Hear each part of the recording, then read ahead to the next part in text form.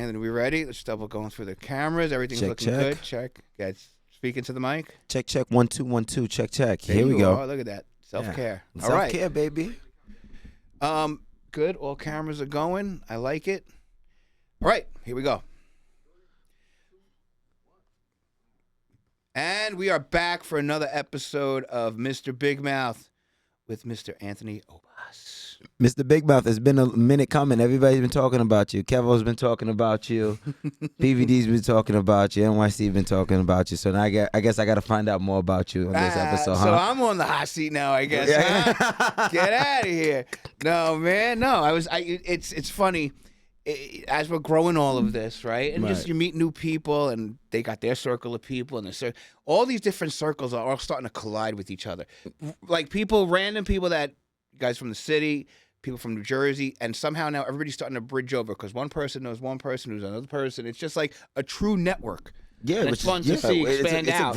You have to have a network in order to move in this game. So, I'm glad to be here. The studio looks nice. Like I've seen, it's good to see things in IRL in real lifetime. So this is dope. This has been a moment. But yeah, man, I think the conversation today is all around entrepreneurship, man. It's about the idea of being self-made, and you're a self-made person yourself, and I'm a self-made person today. So I mean, I think that's the biggest topic. So I want to hear a little bit about you. You can go back, share some stories, go back and forth. But I think the topic is entrepreneurship, man. Well, let's jump right into it. You want to talk about entrepreneurship? What are you doing right now that's entrepreneurial? Yeah, man. I mean, I was forced to start hosting shows like doing bingo nights, trivia nights. I do like a wizard theme party, theme party, super sick. So I was forced to hosting, brand managing, social media. So I've done it for a couple of companies. I've done it, done that. So it's forced me to actually step out and learn new skills, right? Yeah. Editing of the sorts, brand managing. So would it be brand managing venues, brand managing artists, brand managing athletes? Entrepreneurship has forced me to get new skills for myself because, you could keep applying to so many 9-to-5s until the bank account turns zero, and then you got to figure out how you're going to make that money. Yeah. Because unemployment, let me tell you, unemployment is not going to hit your bank account anytime soon. So what you gonna do? No, you gotta. Yeah, the way things are right now, it's not even like a luxury to have a side hustle. You have to have a hustle. It's not a side hustle. It's a main hustle. But before I go on to the conversation, KP, is there you see the red light going on? You don't have to touch anything, but you see the red recording light, right? That's like on this broadcast. Yeah.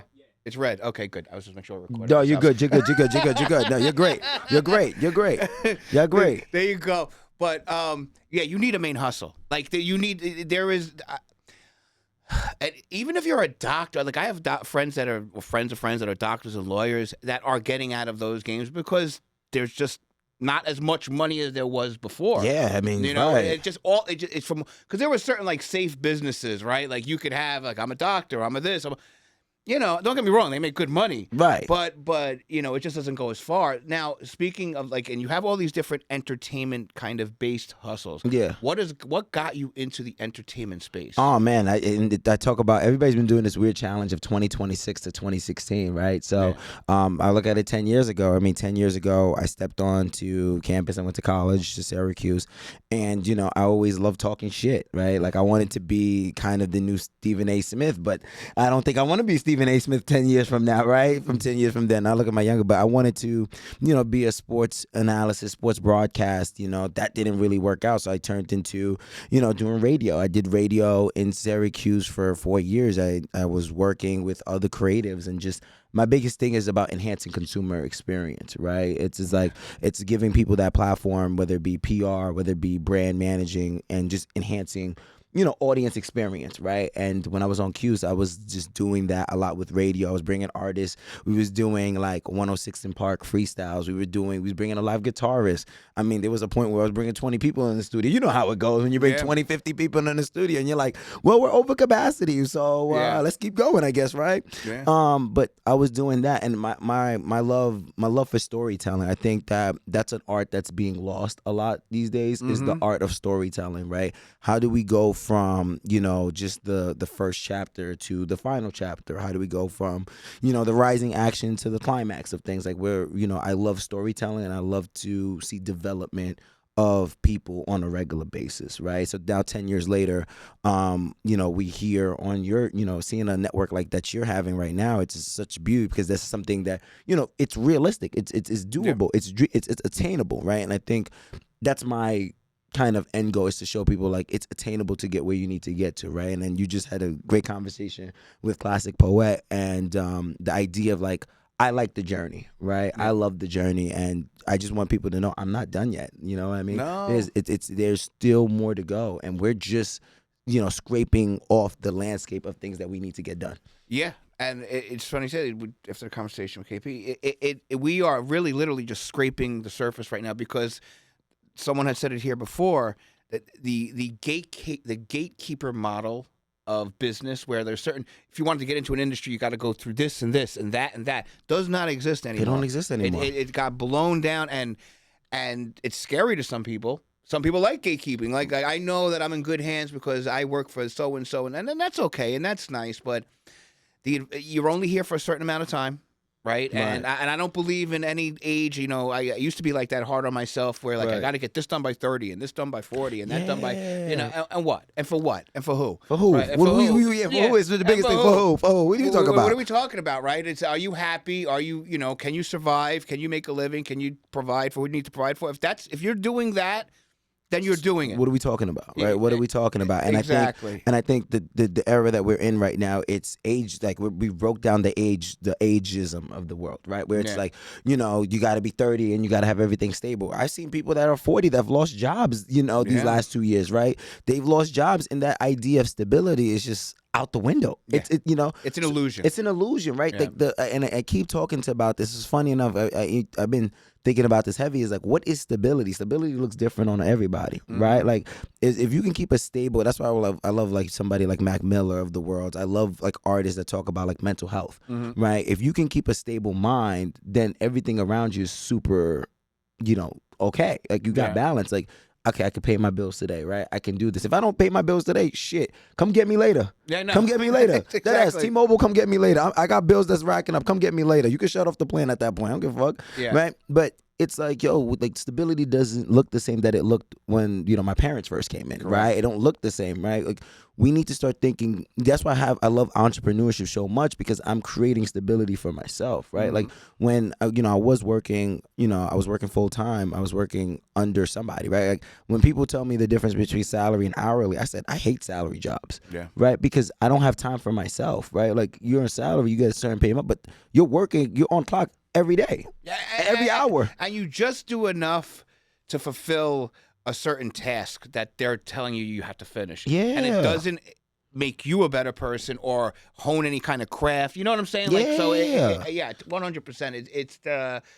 So as you venture in and you try different things and you're doing all of this, is there something specifically that you gravitate towards in this entertainment entrepreneurial world? Is there something that you particularly are trying to work on, or is it just kind of, I'm open to anything? Well, right the thing is, it's like it forced me to try everything, right? Like, right now, like, if you told me 3 years ago I would be hosting on stage with 900 people, I didn't think about that, right? Like, if you told me that I would be able to bring Kel Mitchell out on my stage in Chicago, I didn't think of that, right? If you told me that I'd have the ability to fly out to, Asia, right, and spend 2 months, approximately 2 months in Asia, like, because somebody said to us, I want you to host my wedding.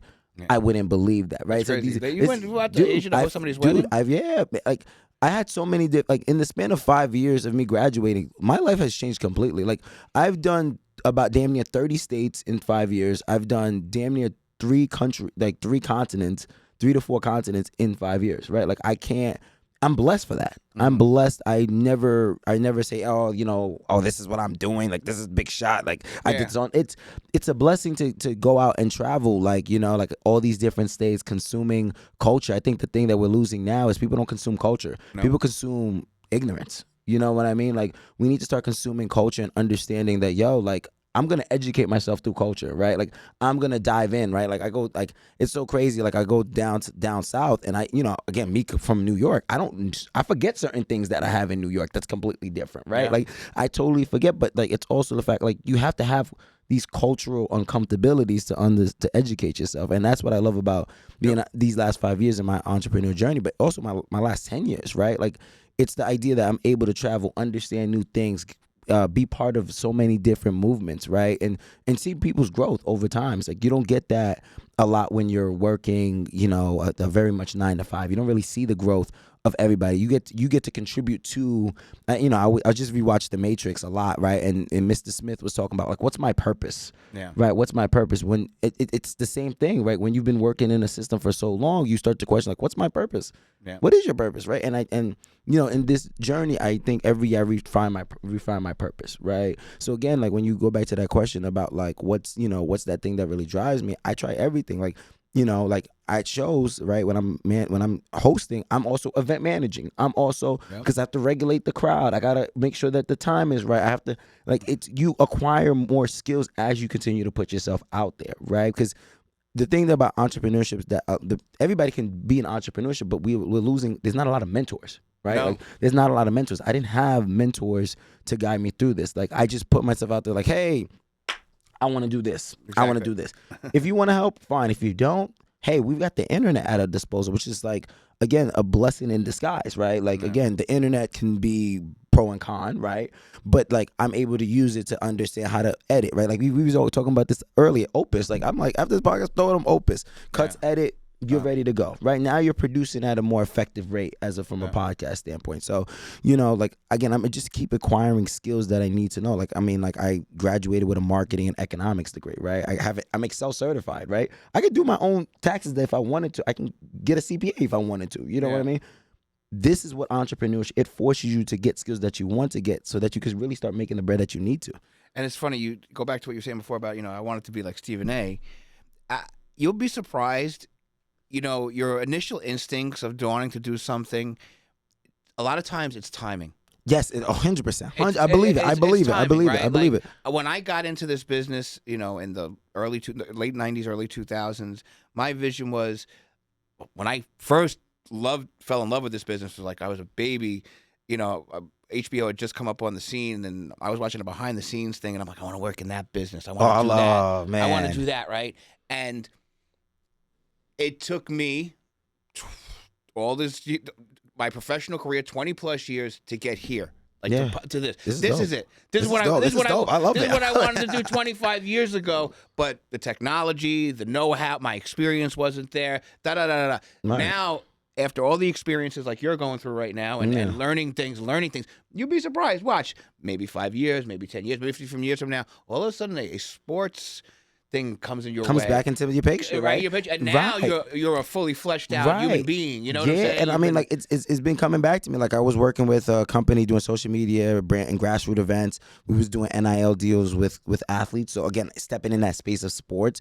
I was working with another company doing social media, but then it's just it just was a lot of other stuff, right? I'm getting back. Like I'm working with the New Jersey Devils. Shout outs to my Devils. Shout outs to Jack Hughes and my New York Sirens team. But I'm working with them as well too. Like I'm part of the Woo crew. Shout outs to my people. But like these opportunities end up coming maybe later. That's why I'm not really pressed for opportunities. I think, these days a lot of people fear opportunity cost, right? And they're saying like, I gotta say yes to everything. And I'm like, I don't have to say yes to everything, right? Like I could say no. And if I could say yes today and change my mind tomorrow and be like, I'm not doing this, because it's I think now these days time is more valuable than the money that's coming in, right? Like literally. It really is though. Like if I can make, if you gotta be more, we've got to be strategic about that. Like the timing is currency for me. And I'm like, yo, if this doesn't make sense, I could lose $50, $40, $80 today. I'm okay with that because I have to trust that money's coming in later on, right? Yeah. There be days where I'm like, yo, shit, I ain't got that much bread, but we're going to figure it out, right? Yeah. And then all of a sudden you may land that one gig or that one opportunity, that one stage, because you just kept putting yourself out there. And that's why I said to you earlier, I'm not done yet, because we're just, and especially I haven't really utilized my full network. Yeah. Right. The power of my network. Right. It's really just one phone call these days. Right. And I don't need, I was talking to KP as we was walking in, and you might feel the same way as well too. Like, I don't need people to give me accolades. I don't need awards. I don't need none of that. No. Right. Because at the end of the day, I'm making happiness happen for me. That's it. Happiness happen for me. Right. Can you live with the person that's looking back at you in the mirror? That's what you have to live with every day. That's what you got to live with. If you can, then go and keep rocking. You got to live with the man in the mirror. You got to live with the man in the mirror. I mean, I forget what. Yeah. Oh yeah, the man. Yeah. I was like, who said that? I was like, man in the mirror. He was right. He was right about that. You got to be able to do man in the mirror. So I find therapy and all that stuff. Right. Like understanding like you is you. And I live with that, and I every day I go there and I'm like, okay, what new opportunity could come in? Like I think about it even, like I think about it 5 years ago 3 years ago when I first started hosting, and I was just like, I wasn't getting gigs like that, but I was like, you know what, I'm gonna keep pushing myself. I'm gonna keep doing it. And, I ran my credit card up, you know what I mean? I had to take some sacrifice, go back home, you know what I mean? Mm-hmm. But I look at it 3 years later and I'm like, dude, I'm booked every single weekend for some gig. And I'm blessed. And people be like, well, you don't want a stable job. And I'm like, I make what you make in 2 days. Yeah. I make what you make in 2 days. The definition of stable job, really, we've got to go into like Webster's and start redefining things here. We've got to start. We got to start. It's a different world now, and especially with the inceptions of the robots and everything else coming. Oh man, dude, it's insane. It's insane. It's insane. Like like I don't know if anybody ever seen Severance, but it's like we live it in this Severance where we go in, we turn on. We're in work when we turn off and we don't understand what's going on, right? Like I've been watching a lot of these like old movies that was just like, oh my God, they were ahead of this time, like The Minority Report or like iRobot or like trying to think of like other movies that are just using technology. I mean, Black Mirror's in Severance, Black Mirror. Like those are Matrix. You brought up Matrix. The Matrix is a huge one, right? Like they called it. They called it, right? They called it, and I'm just like, what are we doing to reinvent the wheel for ourselves to now be like, okay, now this is what we're doing, right? Like we talk about stability, and I tell people all the time, like, damn, we don't really have unions like my generation, right? I'm Gen Z. I'm like, I don't have union jobs. There's not a lot of union jobs like they used to, right? And people to be like, oh, like da da da. I'm like, that was a huge thing for people to work, right? At least I was protected. These days, you've got people that this at will employment where you can get fired at any time. Yeah. Why would I sign a deal when I know at any time you could just fire me? Yeah, and you have, like I said, you get vested into that business. And like they can cut you anytime. Come on now. And then you're left there holding the bag. You're left there holding the bag. And what do you do? I don't know. The way you're doing it is right, and the way I've professed to everyone as I've come up the ranks too is tell everybody keep a lot of balls bouncing everywhere. Yeah, you got to. Yeah. And what I've done with this place, different, because every time you got to reinvent and in a good way reinvent. My main focus has always been kind of like get one task, attack that task. Go head on. Go head on. Yeah. And that's great. But what I learned, especially in this environment now in 2026, dude, if that falls through, you're stuck. Like there's nothing even and I'm talking and not even like a 9-to-5 job like you're saying, like somewhere where they can fight. As an entrepreneur, you still got to keep multiple things. Pockets. You got to have different pockets. Absolutely. Like and I'm like I said, like hosting isn't just one of the things. It like hosting has become the main ingredient. Back 3 years later, it wasn't the main thing, right? Like it just became. I'm like, yo, I can make money efficient and quicker. I'm going to take this opportunity and double down on it, right? Like, I'm doing gigs where I'm like, yo, I'm making, what, $800 within, like, 5 hours? Hello. That, like, you know what I mean? Like, I'm just sitting there like, let's do the math here. Let's do the math, right? Like, now, and I'm attacking so many different methods, right? And there's always different restructuring, right? Like, I started out this business was, like, when I, hosting or even, like, working with artists, I was starting and I'm just like, yo, like, why do I keep, like, okay, the goal is to get them signed. And I'm just like, hold on, time out. Maybe they should stay independent and maybe we should just go find the money, right? Yeah. Because you've got brands that are willing to sponsor athletes, that's willing to get artists, like the money. You've got to go find them. Is it hard? Hell yeah, it is. You know what I mean? Easy. But they got the money. Especially if a lot of them are using VCs or very serial A's and B's of funding, right? Like there is money to spend. Yeah. Right. You just got to be able to tell them, hey, this is the opportunity where you need to spend it at. Right. And hosting is the same thing. Right. I tell people like, yo, I think I'm one of the best hosts. But I'm not one of the best hosts because like I naturally am that good. is because I've genuinely worked with a lot of other MCs that are just as good as me. Yeah. Right. You know, I want to give a shout out to my boy Leon as well too, my extreme family. Especially because they kind of raised me like a baby, right? You know what I mean? Like, I wouldn't be where I'm at without a lot of them. So, you know, my extreme family, Leon, MJ, H, you know, Max, all of y'all know who y'all are, you know what I mean? But without them, I don't think a lot of the times I'd be where I'm at, right? Without Wizard Fest, I don't think I'll be where I'm at, right?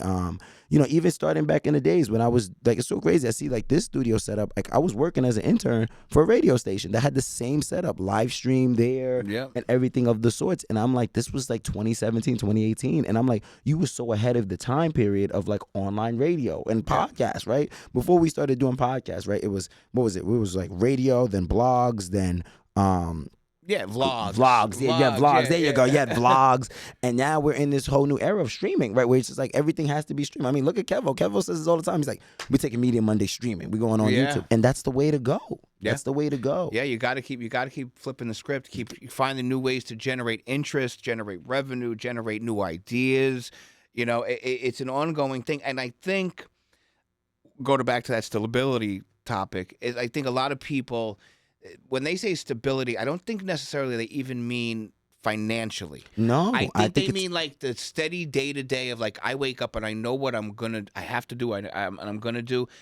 In our world, in the entrepreneurial world, sure, we have plans, we have strategies, and so on and so forth. But generally, you're rolling the dice every day. And you have to also be, and this is something I've also, shout out to my homegirl Mel, and you hear it all the time, control the things that you can't control, right? And like, there are things I could not, and everybody knows this, I try to control everything, right? Because I try to make sure that it's tailored towards me. But now these days, I'm like, if it is what it is, right? Like, if I don't feel like doing something, I'm not going out of my bed. You know what I mean? I'll take the repercussions. Like, if I'm like, they was like, oh, you didn't do this, and I'm like, whatever at this point. Like, what are you gonna do? Like, let me go? That's fine. I'll just do something else, right? Like, I'm just like, I'm controlling the things that I can generally control. And you know what it is? It's most of the time it's a generational thing, right? People outside of your generation look at that and go, "What is that? What is that? How do you live like that? How can you survive? How can you feed a family?" Yeah, why are you watching my pockets? Yeah, exactly. Why are you watching my pockets? Right? You know, I mean, this is what sacrifice and risk. This is what it looks like. You know, you, and it's funny. A lot of those people will listen to like self-help tapes or books or people on the internet, but you're actually doing it, and when they actually see it getting done, they're like, go, this is it. This is it, right? This is what it looks like. Like, for me, like, again, like, it's so crazy. Like, I wake up in the morning, I read, like, I have it in my book. Like, I have the daily stoicism, right? Like, emotional intelligence, like, every day, like, clarity. And like, today's reading was about clarity in confusion, right? Understanding that even though things around you are confusing, that you're still walking in the direction that you need to do. So it's basically like, blur the bullshit, blur all the bullshit, right? And blur it all out and just lock in. And like, this new era that I'm feeling, it's like, yo, blur the bullshit. Like, there's certain spaces that I said, I'm just not gonna be there anymore because that's bullshit, and it takes me away from where I need to go, right, as an entrepreneur. And I think, like, now that everything is a lot different, now I have a better sense of, like, not in the entertainment space, right? I think I have a lot of knowledge in the entertainment space, from movies to films, like movies and films, same category, right? To gaming world, to the music world, right? Because at the end of the day, like, that, I think that was my biggest problem, you know, first starting. I had a very much niche focus on music. But as you hear from, like, Klassik, right? You know, like, it's just a fucked up game, right? Yeah, it's a fucked up game, right? Like, you can't make money from streaming. You have, if we talk about from a live performance aspect, you have Live Nation buying up venues in New York City, making it super hard for artists to, like, make money off of, like, you could bring like 80 fans. It's funny enough, I just did a show last year, and, you know, they kept the whole bar. They kept 30% of ticket sales. Jesus. They charge you for every videographer that you had. I'm like, God damn, like, what do you walk away with? Nothing. I'll even keep it up. Fuck, the revenue was $1,700. We walked away with $500. Yeah. That's crazy to me, right? Yeah. That's insane, right? Like, and these are the fucked, and like, we have to start doing things that's like different, right? That's innovative. That's like, that, again, that cuts off this middleman. And, you know, if this is just the music side. We're not even talking about, like, the overall like athlete aspect of things, right? With the whole gambling situation that's been going on, athletes getting NIL deals from their sponsors, right? Like we're not even talking about that aspect of things, right? With and people don't really talk about like how fashion is getting hit or like products is getting hit with tariffs, right? Like the import export, right? We need to understand everything in the entertainment industry in order for us to move forward, right? Like my strategy, you got to get a lay of the land because everything impacts everything, right? And once you get the lay of the land, you're able to move everything, right? Like like who was to tell me a couple years ago that esports would be the newest thing, right? You had like this new Marty Supreme movie that talks about like was it ping pong? I think it was ping pong. Yeah, the ping pong, right? Like who is to say like that doesn't become a new tournament? Like you've got like women's sports being a new hot topic now, like and they've been around. Like women's sports been around for decades, right? Like like you have Cheryl Swoops, who's like the god of like women basketball, doing it forever. Who's been doing it forever. Now we're just giving her props. Now you know what I mean. So it's like and now that you see these trends, you gotta attack that. You got to attack that. Like, I'm getting into women's hockey. I don't know hockey at all. Tell me a position in hockey. There's professional women's hockey. See what I'm talking about? I didn't even know. Yo, they be going crazy. Like, I assume so, but I've never heard it. You never heard it because it's not marketed. It's people are not talking about it. Like, people are not. And this is the thing I think we as consumers are not doing. We're not stepping out of our box. Well, it's funny you say that. Just to go off onto a tangent. Go for it.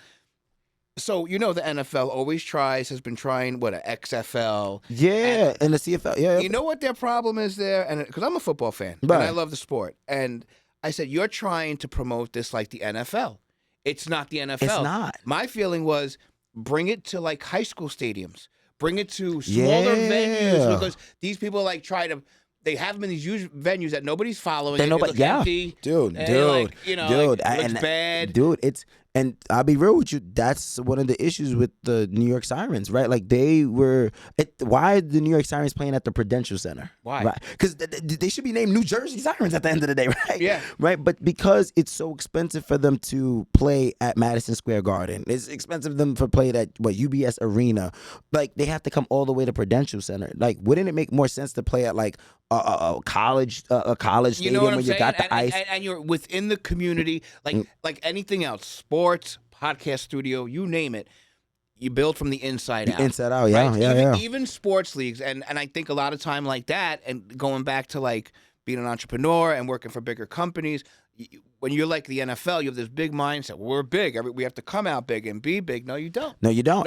And I'll be honest with you, I've had that experience with working with a company where they was like, yo, let's come out big. And the problem is you're not generating anything. Yeah. You're not generating revenue. Like your ticket attendance is ass. Like it's terrible. Yeah. You're not getting the sponsorship you want, but you're so focused on doing things big when you should be focusing on the small things, right? Like, and that's one thing I love about entrepreneurship is like and usually like entrepreneurs, we dream big. But the thing is we have to do the small things right. Yeah.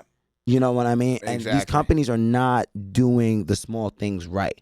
But they'll easily blame it on the employees for doing that. Yeah, right? no, it's this, it's that. It's that. Because that's what they're used to. That's the common thing of what the issue may be. But the XFL thing is always annoys me. I'm like, oh, here we go. They're going to try it again this year. Oh, God. Here we go. Because Dwayne Johnson owns the XFL, right? I think. He had a part. He had a partnership, right? But they put his name on it. That's wonderful.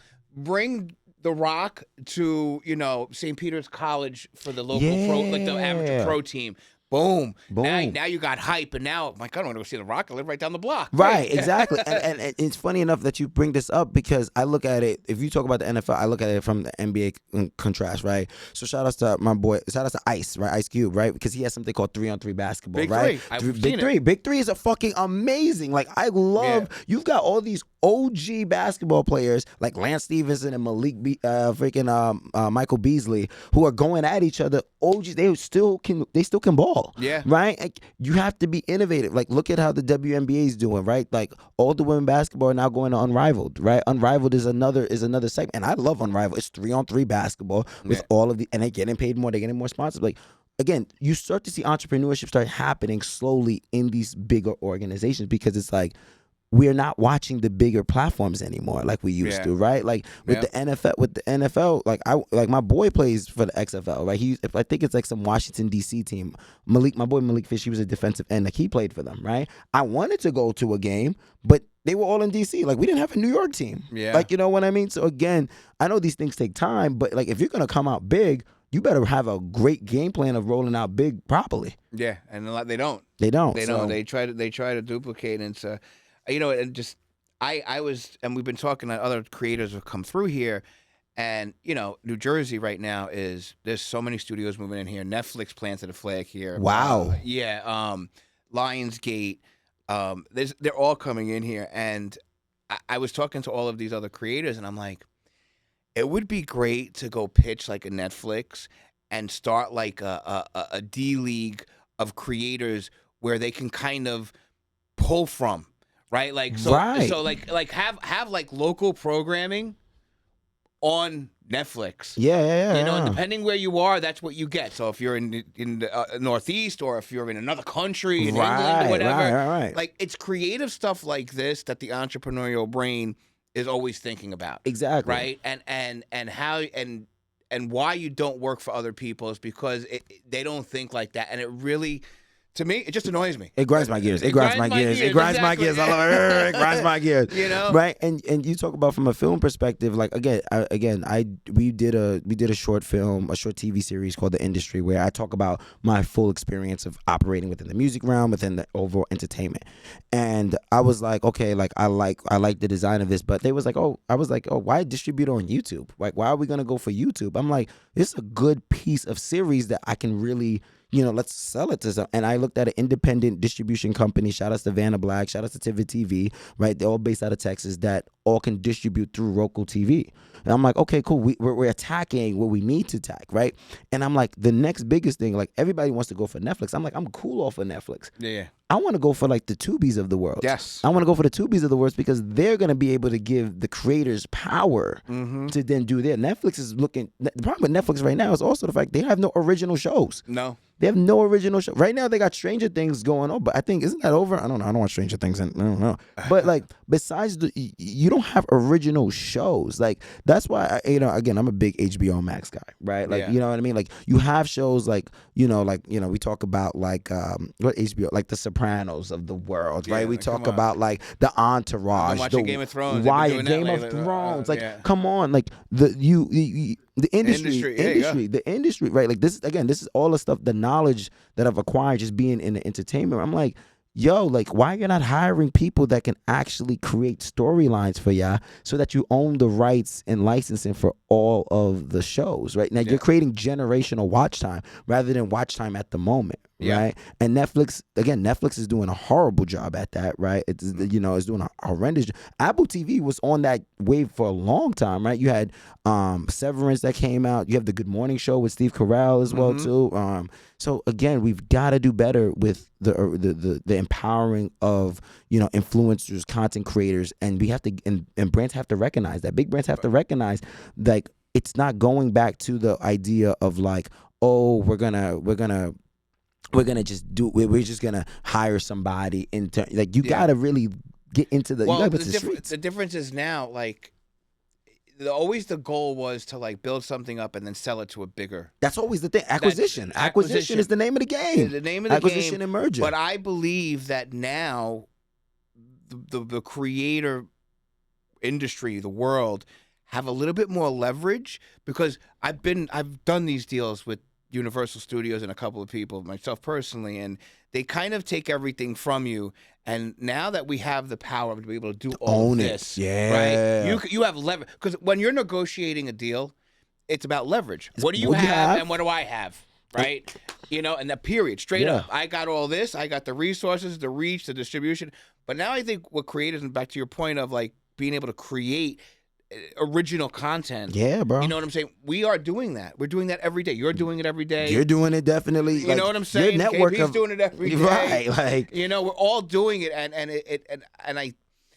There's a part of me that I think because remember, in the end, business is business, and take away all of the creative and all of that. It's kind of like a war. Like, that's cute. You're making nice stuff until you get to the point where they're like, oh, wow, you're going to compete with us now. Yeah, now you're a competitor. Now you're a competitor. Yeah. And I feel as though, and that's why I said this next 10 years is like, I'm going to be a competitor for a lot of people because now it's like, you don't realize, like, again, this is what I was talking again to KP about. It's like the respect versus the accolades. You're gonna give me my accolades for the moment. You have to respect the time that it took to get there, right? Like, and I think that's something that I'm learning now. It's like you're gonna have to respect the journey because it's never been done before, right? And I'm okay with it not happening today, right? And I'm like, I'm okay if it's not happening this year, but remember, I'm checking off every one of my moments. Like, it's hard to go back 5 years ago and remember all those moments. That's why every year I try to write in my journal, okay, write 5 things that you are very much, like, you cherish your accomplishments.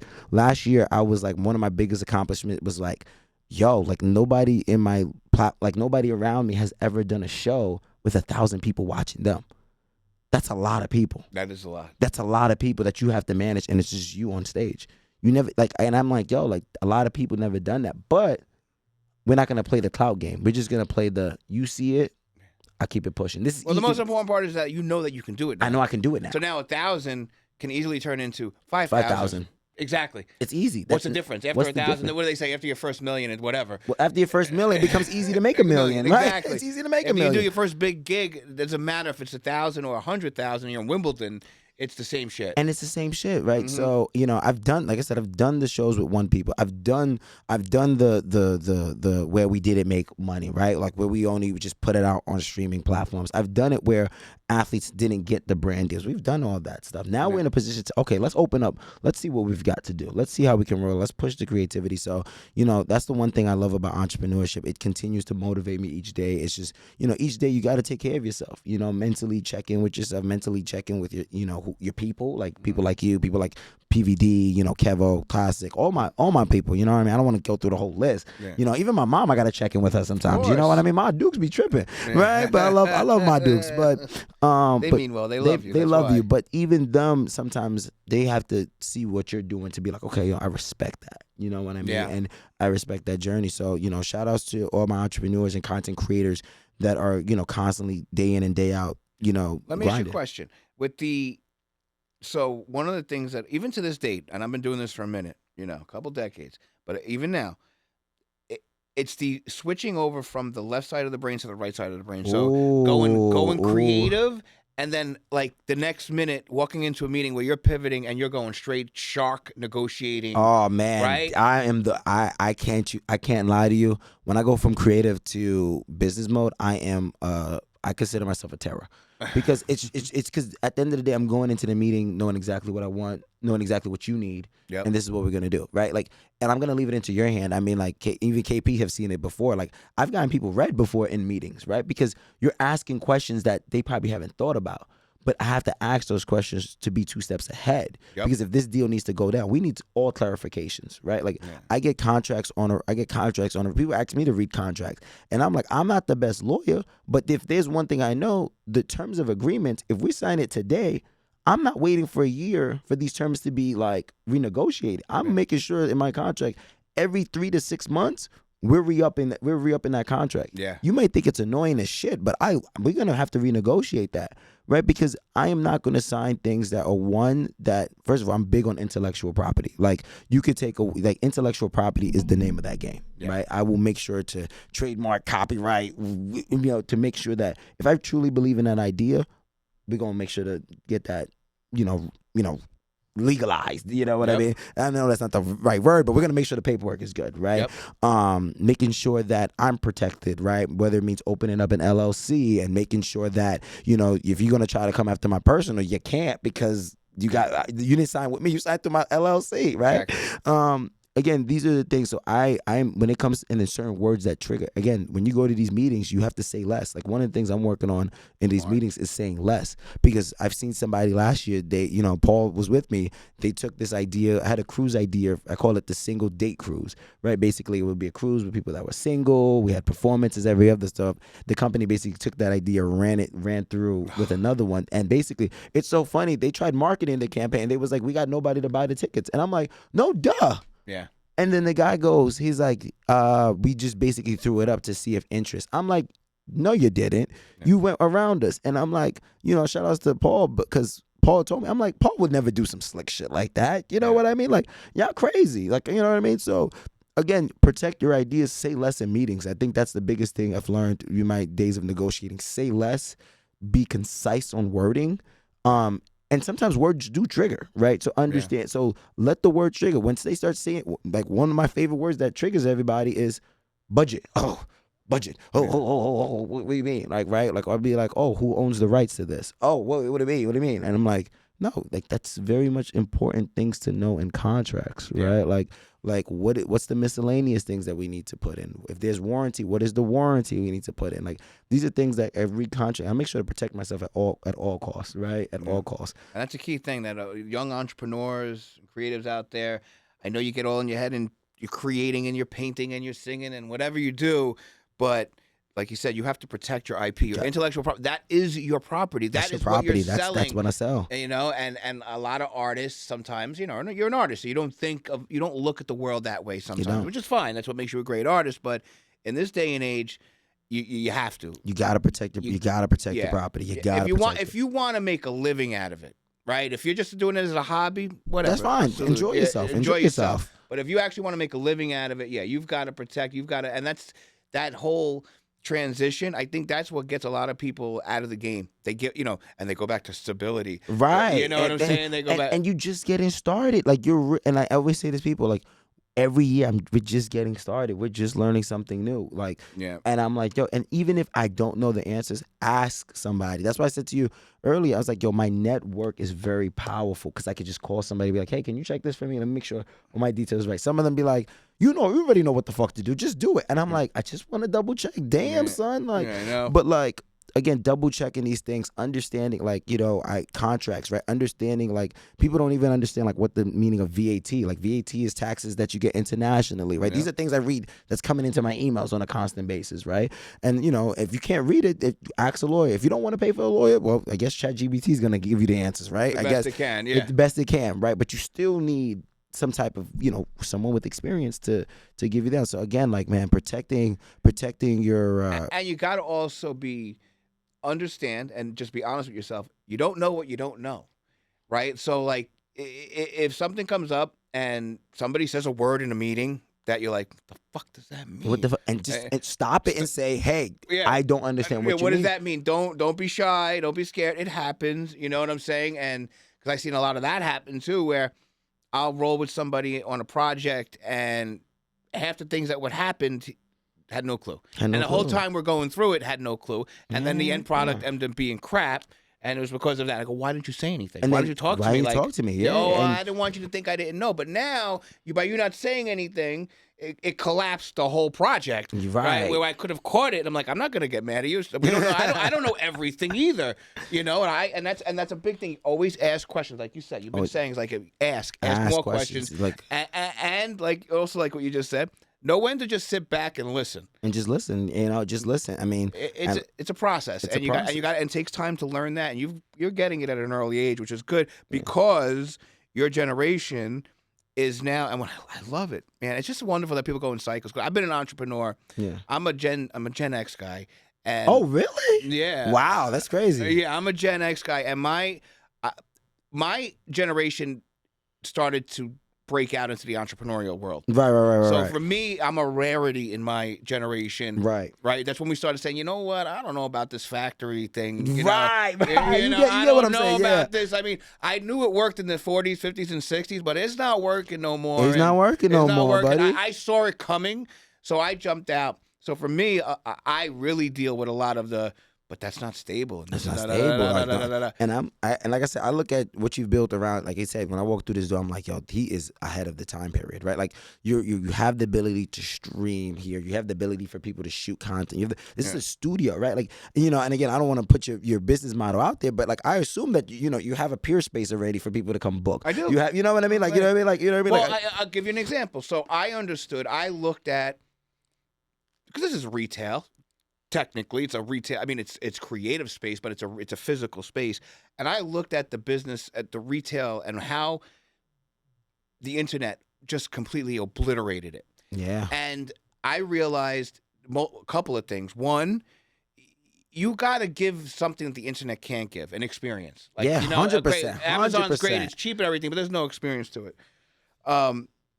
And you have to have multiple streams coming in. Yeah. That's the key to business now. Like if you open up one business, you can't just open a restaurant and serve at the counter. You got to have a catering business. Yeah. You got to have a truck. Like, you got to have multiple things going at the same time. And it functions right in the restaurant business, and right? Right in the restaurant. And that's when I opened up this place. I go, it just started with, you're going to rent it out? I go, I'm going to rent it out. Sure. Yeah. And Pure Space. Right. That's where I get a lot of my rentals from. But I also want to do original programming out of here. Oh, dog, this is ahead of its time. And I want to be able to monetize and get sponsors. And that's another thing. And here's the other one you're going to love. This is a prototype right now. This idea came as a storefront idea on a main street where people walk by and look in and see the shows going on. Oh, with man. With a food counter there. So it's a place like an entertainment venue. So now you have three. You have money, you have food. Funny enough, there are people that's doing it. Shout outs to First Round. This is a company called First Round. They're down on 25th and between 6th and 7th.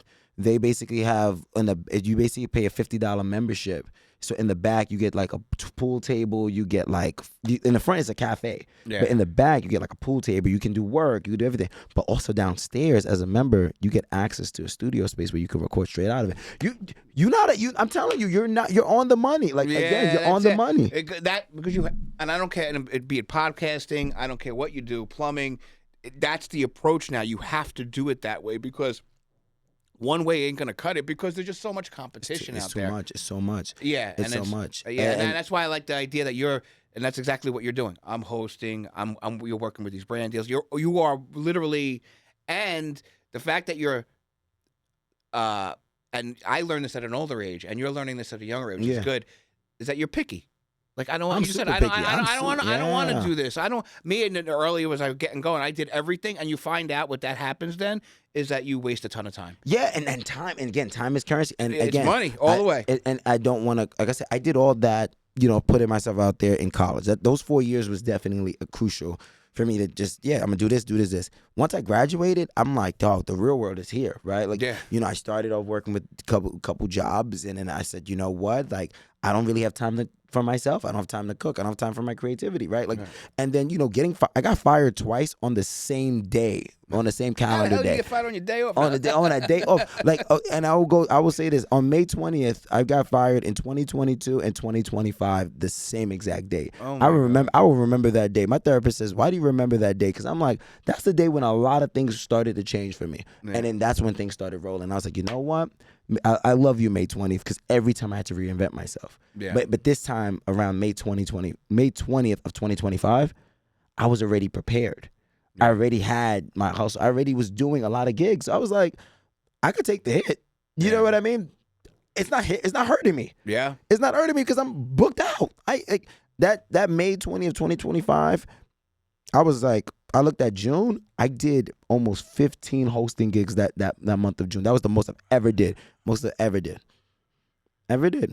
Good paying gigs. I did 15 gigs that month. Yeah, and movement is a big thing too. Movement is huge. Like, even though you're picky about things, that doesn't mean you just sit back and do nothing and you wait for nothing. No, hell no. I don't know. No, you gotta go. You go pick out jobs, but because that movement has to keep things. It's got to keep rolling. Because the second something falls out, you're like, all right, let me pick up something that's, you know what I mean? And it's like, again, like these days I have my hands in a lot of pop, but now I'm being very selective. I'm like, okay, if I need to be here, I'll be. If I don't need to be here, to be honest with you, I love my house a lot more. I like being on my sleeping bag a lot. Yeah, I love my sleeping bag a lot.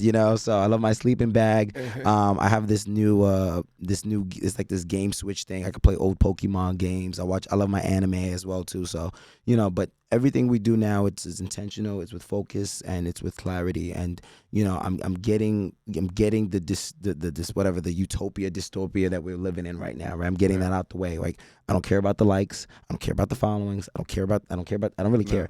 I care about the movement. I care about the storytelling. That's the only thing that I honestly believe. Like, and it's funny you say that. I say that about the likes and the follows and everything else. A conversation with KP before, we were saying the same thing. That is the first phase of whatever next is coming. Right. You exactly. Understand? Exactly. That is the first phase. I don't know what that next is. Direct to consumer, whatever that may be, whatever the business model is. But it's the unwinding of that. It's unwinding. Yeah. It's unwinding because it is. It literally scientifically affects your brain, and they knew that when they created it. They knew that. They knew it. Well, let me tell you something. One of the craziest thing, I know we about to cut it soon, but I'll leave it with this, right? There are people that still don't think that Instagram and Facebook can just leave within a day. We seen that happen 3 or 4 years ago when Instagram went out for a day. Yeah. I think about this. They lost their minds. You remember that, right? I call it the toilet paper effect, right? You remember when COVID happened, everybody was so concerned about the toilet paper and not having enough toilet paper. I call it the toilet paper effect, right? Right. But you lose Instagram for a day.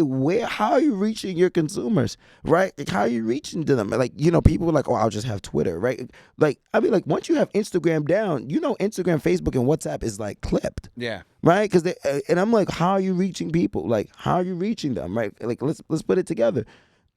How many people are creating email like newsletters? Right? I have a newsletter over 1,000 subscribers. Right, and I get great openings. I average 30 to 40% on my openings. Like people read, people comment, engage with that. Right. My next phase is SMS. Right. I don't want to be blasting people all the time.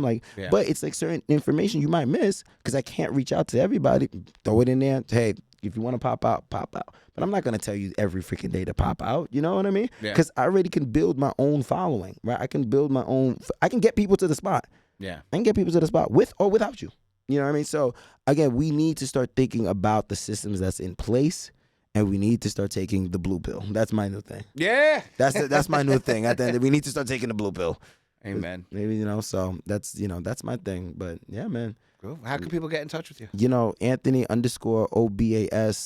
That's me on social media. You can find me everywhere, man. It's my name. That's it, man. I'm to the people. You want to link up? You can meet me at the Rose. If you want to link up, maybe I'll be here. I'll be here at Big Mouth Studio. Whatever that next step looks like. You follow me, Anthony Obas. You'll see me on Paul's story every day. So it's not hard to run PVD. But yeah, man. But yo. James, this has been good. I appreciate the time, man. Oh, thank you. I appreciate the time, man. And it's good to see that, people that are in your generation that are now changing the scope. So, my words to you is your story here, just having us is inspiring. So I'm glad, and it inspires me every day. That's why. I just spent the last 72 hours basically in this room. It's not because I hate it. It's because I love it and I love the people I'm working with. And I'm gonna be true. God has blessed me. When I decided to open this place up, I told my wife, and this was the business plan, this was the model, I just need 3-4 really cool creatives to come by to help me build this up. What has happened in the last 6 months of meeting you and PVD and Kevo, and I can go down the list of people. Right. And God has blessed me, and I am completely stoked about it. So thank you, God, for all of this. Thank you for introducing me to this man and to the guy sitting behind the KP over there, and everyone that's gonna come through here tonight at Media Monday. Shout out to Media Monday. I love it, and we'll keep doing it until I can't do it no more. Which hopefully there'll be a long time from now. So it's over. Thank you for watching. Appreciate you. Peace out. Peace out. We out of here. We out of here.